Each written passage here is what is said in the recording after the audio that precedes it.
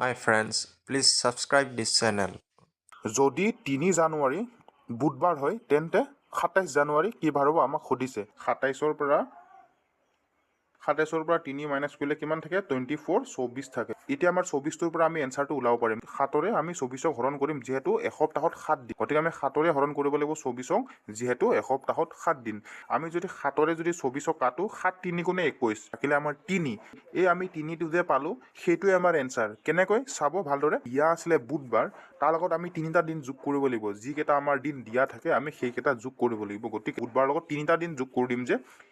বৃহস্পতিবাৰ শুক্ৰবাৰ শনিবাৰ গতিকে আমাৰ ৰাইট এনসাৰটো হৈ যাব শনিবাৰ স্যাটাৰডে শনিবাৰটো অপচন নম্বৰ 2ত দিয়া আছে ৰাইট এনসাৰ হৈ যাব আমাৰ অপচন নম্বৰ 2 নম্বৰ কুৱেশ্যনটোলৈ আহিছো যদি 9 মাৰ্চ মঙ্গলবাৰ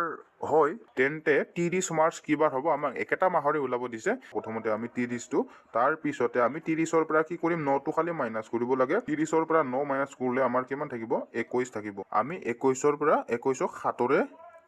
আমি 21ক 7ৰে কি কৰিব লাগিব হৰণ কৰিব লাগিব 7ৰে যদি আমি 21ক কাটো তেনেহলে 3 বাৰ যায় গতিকে 7ৰে 21ক পুৰাই কাটিব পাৰে আমাৰ একো নাথাকিলে গতিকে কি থাকিলে শূন্য একো বাকি নাথাকিলে তেনেকা ধৰণৰ আপোনালোকে যদি পায় তেনেহলে সদায় যিটো বাৰ দিয়া থাকে সেইটো বাৰে এনসাৰত বহাই দিব গতিকে আমাৰ 30 মাৰ্চত কি বাৰ হ'ব মঙ্গলবাৰে হ'ব ইয়াতে যদি 1 এটা থাকিলে হয় বা 2 এটা থাকিলে হয় তেনে 1 থাকিলে বুধবাৰ হলে হয় গতিকে আমাৰ ৰাইট এনসাৰত 3 নম্বৰ অপচনত দিয়া আছে মঙ্গলবাৰটো